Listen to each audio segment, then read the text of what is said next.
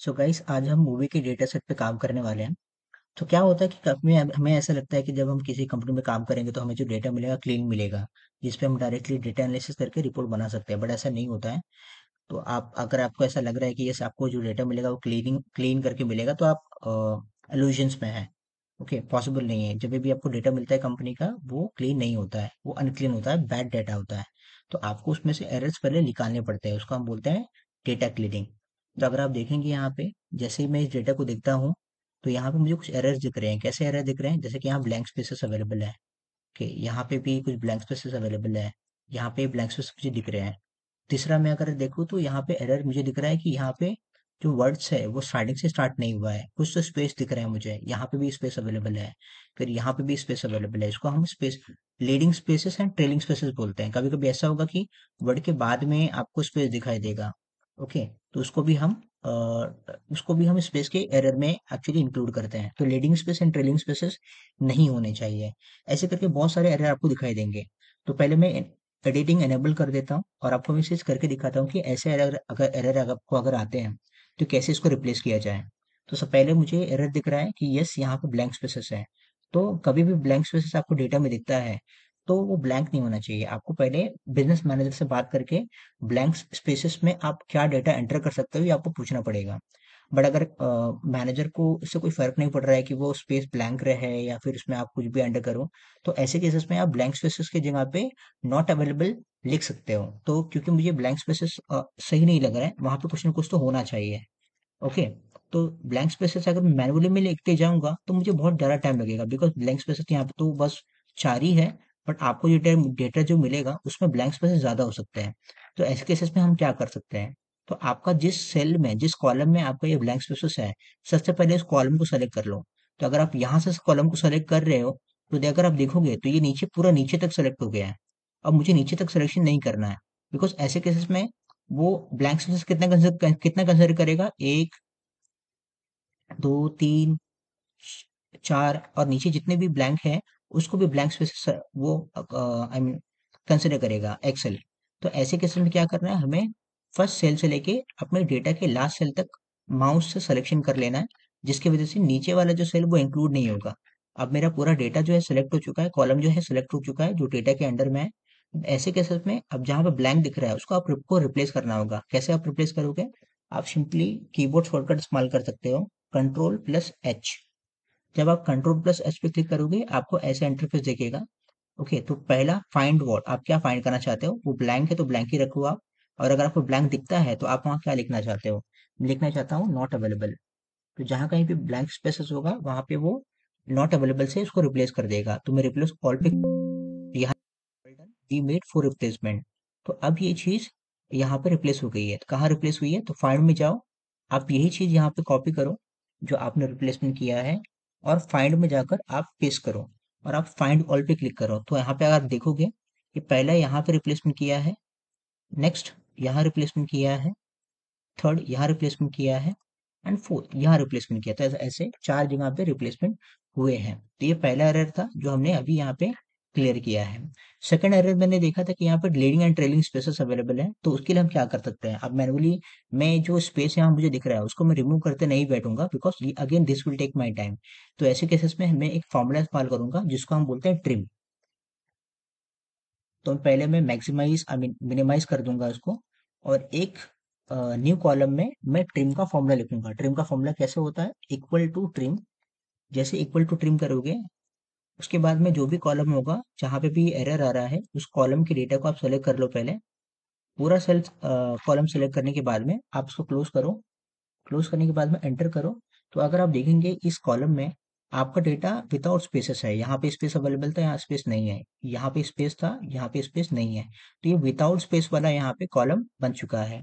Now अब यहाँ पे दो कॉलम मुझे नहीं चाहिए, बिकॉज दो कॉलम का मैं क्या करूंगा? मुझे एक ही कॉलम चाहिए जहाँ पे स्टूडियो का डिटेल्स हो। तो मैं अगर मैं इसको डिलीट करूंगा तो ये इस पे इफेक्ट पड़ेगा, बिकॉज ये मैंने ट्रिम फॉर्मूला से आई मीन ये वैल्यू यहाँ पे निकाली है। तो ये डिपेंड करता है इस कॉलम पे। तो अगर इसको डिलीट करूंगा तो ऑटोमेटिकली यहाँ पे इफेक्ट पड़ेगा, तो मैं इसको डिलीट नहीं कर सकता। और इसको मैं डिलीट करना नहीं चाहता बिकॉज यही तो मुझे चाहिए यहाँ पे। तो मैं इसको पूरा सेलेक्ट करके यहाँ पेस्ट कर सकता हूँ। तो कैसे पेस्ट करना है? आपको पूरा डेटा सेलेक्ट करना है, ओके, कंट्रोल प्लस सी करना है तो आपका डेटा अभी कॉपी हो चुका है। और जहाँ पे आपको इसका आंसर चाहिए, मुझे यहाँ पे उसका आंसर राइट आंसर चाहिए, तो आप पहली बार एक बार क्लिक करो। और नॉर्मल पेस्ट नहीं होगा यहाँ पे, आपको यहाँ पे स्पेशल पेस्ट करना पड़ेगा। कैसे? कंट्रोल अल्टरनेट और वी। कंट्रोल अल्टरनेट वी पे क्लिक करने के बाद में आपको ऐसा ऑप्शन दिखाई देगा जिसमें आपको अलग अलग ऑप्शन पूछे जाएंगे। तो यहाँ पे आपको वैल्यू का ऑप्शन दिखेगा, आपको वैल्यू पे क्लिक करना है। जैसे आप वैल्यू पे क्लिक करोगे, ओके करोगे, आपका ये जो डेटा था अब ये प्रॉपर हो चुका है। जैसे यहाँ पे है वैसे यहाँ पे भी आ चुका है। अब ये चीज इस पे डिपेंडेंट नहीं है, तो मैं इसको अब डिलीट कर दूंगा। ओके, तो अब मेरा डेटा है जो यहाँ पे भी क्लीन हो चुका है। Now coming to other columns, तो ये चीज प्रॉपर दिख रही है मुझे, कहीं पे प्रॉब्लम्स नहीं है। हाँ, यहाँ पे नल है। वहाँ पे हम एवरेज ले सकते हैं सबका। ओके, ये सबका एवरेज ले सकते हैं। तो कैसे मैं एवरेज लूंगा? मैं इनको सेलेक्ट करूंगा पूरा। ओके, और इनको सेलेक्ट करूंगा। ओके, और इनका एवरेज अगर मुझे निकालना है तो देखो एवरेज नीचे लिख के आ रहा है 7.9। तो मैं नल की जगह पे एवरेज वैल्यू लिख सकता हूँ, तो मैं इसको हटाकर 7.9 लिख दूंगा। कभी भी आपको दिखता है नल वैल्यू है, तो उस केस में आप एवरेज लेके भी रिप्लेसमेंट कर सकते हो। ओके, अभी यहाँ पे जो ब्लैंक स्पेसेस था वहां पे तो मैं एवरेज नहीं निकाल सकता था बिकॉज ये वर्ड्स थे। पर यहाँ वैल्यू है, तो वैल्यूज के टाइम पे आप एवरेज लेकर वैल्यू को रिप्लेस कर सकते हो। Now coming to this year, year में भी कोई इश्यू नहीं है। ईयर में सब वैल्यूज अवेलेबल है, राइट साइड में है, कभी भी नंबर राइट साइड में होना चाहिए। बॉलीवुड है, ये लेफ्ट साइड में अवेलेबल है, सबका अवेलेबल है डेटा, तो इसमें भी कोई एरर नहीं है। Coming to your first column, ना कॉलम फर्स्ट में मुझे एरर दिख रहा है। रीजन इज दैट कि मुझे कुछ डेटा है जो कि रिपीट दिख रहा है। ओके, कैसे हम पता करेंगे कुछ डेटा रिपीट है? तो आप सिंपली यहाँ क्लिक करिए, शॉर्ट पे जाइए, शॉर्ट ए टू जेड पे क्लिक करिए। तो अगर आप देखोगे यहाँ पे, तो मूवी आईडी 105 रिपीट हो रहा है।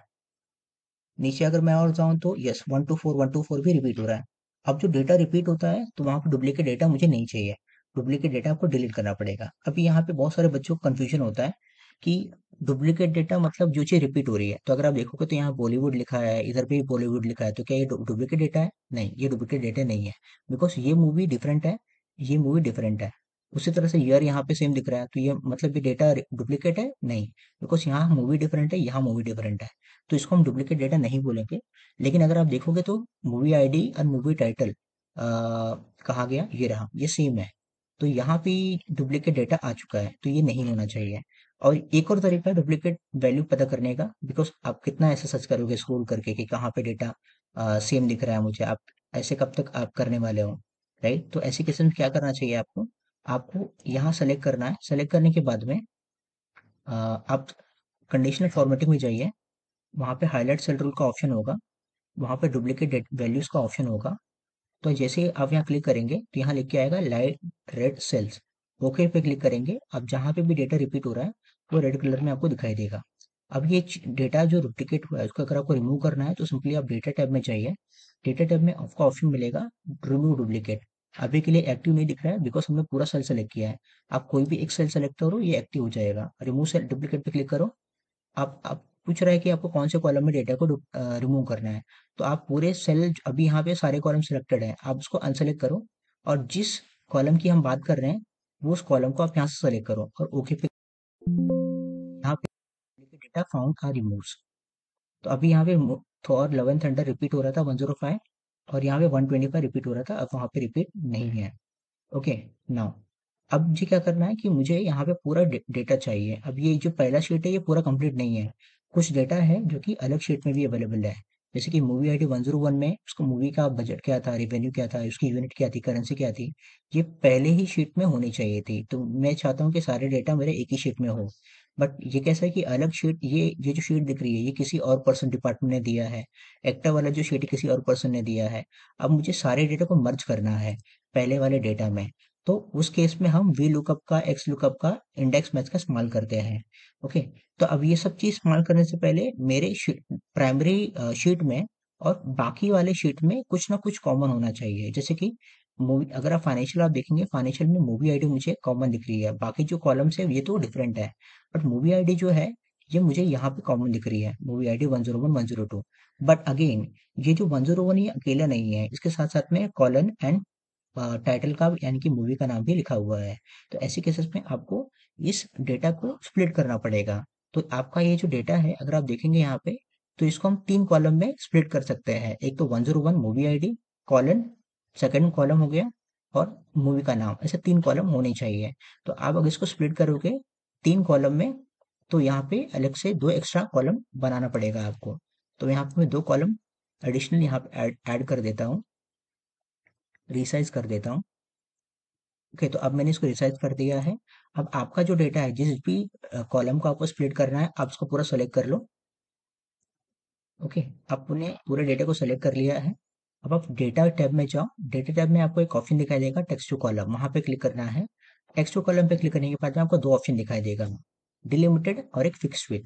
डिलिमिटेड हम कब इस्तेमाल करते हैं, जब हमें कोई चीज रिपीट दिखती है। तो अगर आप देखेंगे तो इस डेटा में कॉलन कॉलन कॉलन बार बार रिपीट दिख रहा है, बट कॉलन के साथ साथ यहाँ पे आगे नेम में भी कॉलन अवेलेबल है।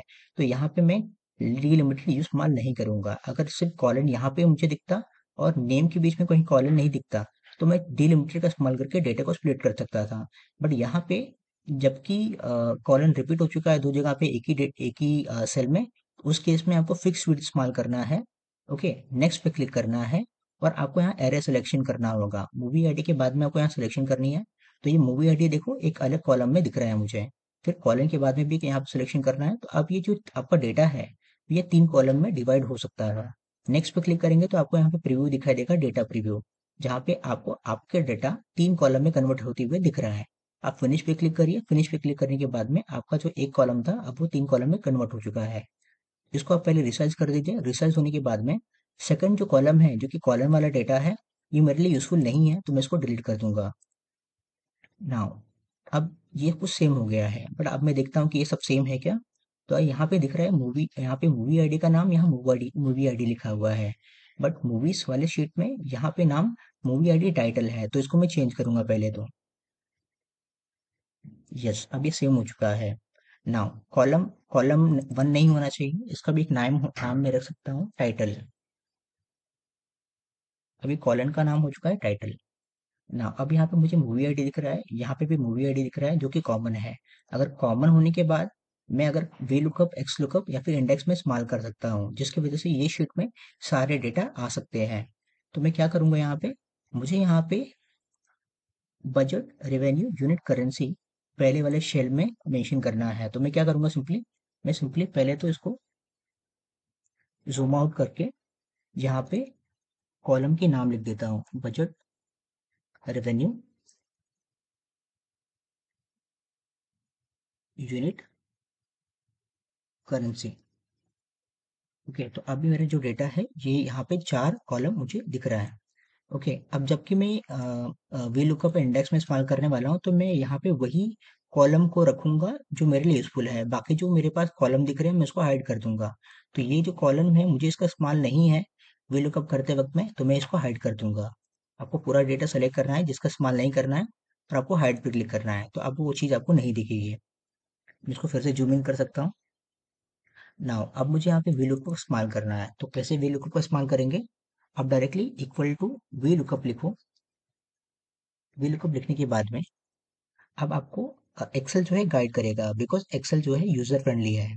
तो वी लुकअप फॉर्मूला के अकॉर्डिंग पहले आप आपका जो भी डेटा कॉमन है उसको सेलेक्ट करना है। तो अगर आप देखेंगे मूवी आईडी फर्स्ट शीट में, सेकंड शीट में अवेलेबल है, इसलिए मैं पहले मूवी आईडी को क्लिक करूंगा। तो अब मेरा लुकअप वैल्यू यानी कि जो कॉमन है उसको मैंने सेलेक्ट कर लिया है। कॉमा करने के बाद में टेबल एरिया मतलब मैं जिस किसी शीट में कंपैरिजन करने वाला हूँ या फिर जिस किसी शीट को रेफर करने वाला हूँ, उसको रेंज को सेलेक्ट करने बोल रहा है। टेबल एरे, एरे मतलब रेंज, टेबल मतलब कंप्लीट डेटा। तो अगर मैं सेकंड शीट में जाऊं तो ये मुझे पूरा डेटा सेलेक्ट करना पड़ेगा। ओके, तो मैंने पूरा डेटा सेलेक्ट कर लिया है। क्लिक करने के बाद में आपको यहाँ पे फाइनेंशियल ऑल लिख के आएगा। फिर आप कॉमा पे क्लिक करो। कॉलम इंडेक्स नंबर पूछ रहा है, मतलब आप जहाँ पे भी रेफरेंस ले रहे हैं, जो भी शीट का आप रेफरेंस ले रहे हैं, वहां पे आपका रिक्वायर्ड वाला कॉलम कहाँ पे है। तो बजट कॉलम मेरे रेफरेंस शीट में कहाँ पर है, तो रेफरेंस शीट में मेरा budget column column number 1 column number 2 पे अवेलेबल है। तो मैं वापस जाऊंगा मूवी आईडी पे और यहाँ पे 2 लिखूंगा। तो ट्रू लिखने के बाद में अब यहाँ पे लिख के आ रहा है रेंज लुकअप। रेंज लुकअप में दो ऑप्शन अवेलेबल है, ट्रू एंड फॉल्स। ट्रू मतलब आप अप्रोक्सीमेट मैच देख रहे हो या फिर एग्जैक्ट मैच देख रहे हो, मतलब 101 आप कंप्लीट यहाँ पे देखना चाहते हो या फिर 101 के अलावा कुछ और भी रहेगा सिमिलर, तो वो भी मुझे यहाँ पे फेच करना है क्या, ऐसा एक्सेल आपको पूछ रहा है। तो मुझे एग्जैक्ट मैच चाहिए, मैं उस पर डबल क्लिक करूंगा, इसको क्लोज करूंगा और एंटर पे क्लिक करूंगा। तो अगर आप देखेंगे तो मुझे जो केजीएफ चैप्टर 2 का बजट था 1 लिख के आ रहा था, यही चीज फाइनेंशियल में भी आपको दिख रही है। मूवी आईडी 102 में 200 है, तो मूवी आईडी 102 में भी यहाँ पे 200 है। इस तरह से मैंने बजट का आंसर दूसरे शीट से रेफर करके वीलू का फॉर्मूला इस्तेमाल करके आंसर निकाल लिया है। नाउ उसी तरह से मैं रेवेन्यू एंड यूनिट का भी कर सकता हूँ, but Excel is very smart. आप उसको एक बार पैटर्न बता देते हो तो नेक्स्ट कॉलम का भी आंसर निकल आता है। तो मैं क्या करूंगा, सिंपली इसको एक बार ड्रैग करूंगा, बट ड्रैग करने के बाद आंसर मेरा राइट नहीं आएगा। रीजन इज दैट क्योंकि यहाँ पे कुछ चेंजेस होंगे जब आप ड्रैग करते हो एक्सेल में, तो एक्सेल अपना इंटेलिजेंस इस्तेमाल करने की कोशिश करता है, तो उस केस में कभी कभी आंसर रॉन्ग आ जाता है। तो अगर आप देखेंगे तो यहाँ पे जब मैंने वीलुकअप इस्तेमाल किया था तो यहाँ पे वीलुकअप के बाद में मूवी आईडी लिख के आ रही थी, बट सेकंड वाले रेवेन्यू सेल में यहाँ पे मूवी आईडी हटकर टाइटल आ चुका है। कैसे? बिकॉज मैंने अ, एक राइट सेल में मूव किया है, तो ऑटोमेटिकली मूवी आईडी से वो टाइटल वाले सेल में मूव हो गया, तो इसलिए यहाँ पे मूवी आईडी की जगह पे टाइटल लिख के आ रहा है। ओके, तो ये चीज चेंज नहीं होनी चाहिए। इसके लिए मुझे क्या करना पड़ेगा, मुझे जो मूवी आईडी यहाँ पे दिख रही थी इसको लॉक करना पड़ेगा। तो लॉक करने के लिए आपको क्या करना है, आपको वहाँ पे कॉलन लिखना है। ओके, और जो भी पहले लिखी हुई थी चीज थी उसको आपको आगे सेम लिखना है। कैसे लिखेंगे आप, movie ID, yes, movie ID and इसको क्लोज करना पड़ेगा मुझे। ओके, तो अगर आप देखेंगे तो मूवी आईडी से स्टार्ट होगा ये चीज और मूवी आईडी पे ही खत्म होगा। तो मैंने क्या कर दिया है, जो लुकअप वैल्यू है उसको मैंने फिक्स कर दी है। अगर इसको मैं एंटर करूं तो मेरे आंसर में कुछ चेंजेस नहीं हुए हैं, बट अगर आप यहाँ देखेंगे तो यहाँ पे टाइटल है। जब मैं इसको यहाँ पे ट्रैक करूंगा तो यहाँ पे आपको मूवी आईडी ही लिख के आ रही है, यहाँ पे भी मूवी आईडी लिख के आ रही है, यहाँ पे भी मूवी आईडी लिख के आ रही है। बट प्रॉब्लम है कि आंसर अभी दोनों का सेम आ रहा है, जबकि रेवेन्यू का आंसर 1 नहीं होना चाहिए, रेवेन्यू का आंसर 12.5 होना चाहिए। ये चेंजेस क्यों नहीं हुए, आंसर राइट क्यों नहीं आया, आंसर आया तो बट रॉन्ग क्यों आया? बिकॉज अगर आप ध्यान देंगे यहाँ पे, तो यहाँ पे 2 लिखा हुआ है, 2 मतलब सेकंड कॉलम में कौन है, बजट। इसीलिए यहाँ पे रिवेन्यू में भी 2 दिख रहा है, इसलिए ये बजट का वैल्यू यहाँ पे ऐड कर रहा है। लेकिन मुझे रिवेन्यू का आंसर चाहिए, तो रिवेन्यू कहाँ पे है, रिवेन्यू कॉलम नंबर 3 पे है। तो यहाँ पे मैं क्लिक करूंगा और यहाँ लिख दूंगा 3। 3 लिखने के बाद में इसको मैं एंटर करूंगा, तो आप देखेंगे तो मुझे रिवेन्यू का आंसर यहाँ पे दिख रहा है 12.5, यहाँ पे भी 12.5, 954.8, 954.8। ओके, नाउ सिमिलर वे से मैं आगे भी कर सकता हूँ। ओके, बट आप देखो यहाँ पे भी 12.5 लिख के आ रहा है। रीजन इज दैट यहाँ पे कॉलम नंबर 3 लिखा हुआ था, यहाँ पे भी कॉलम नंबर 3 लिख के आ रहा है, बट यूनिट रेफरेंस शीट में कहाँ पर है, यूनिट रेफरेंस नंबर शीट में कॉलम नंबर 1 2 3 4 पे है, करेंसी कॉलम नंबर 5 में है। तो मुझे यहाँ पे कॉलम नंबर 4 लिखना पड़ेगा, इसको एंटर करना पड़ेगा, और यहाँ पे कॉलम नंबर 5 में है वो रेफरेंस शीट में, तो इसको मैं 5 लिख दूंगा, एंटर करूंगा, तो यहाँ पे मुझे डेटा मिल जाता है।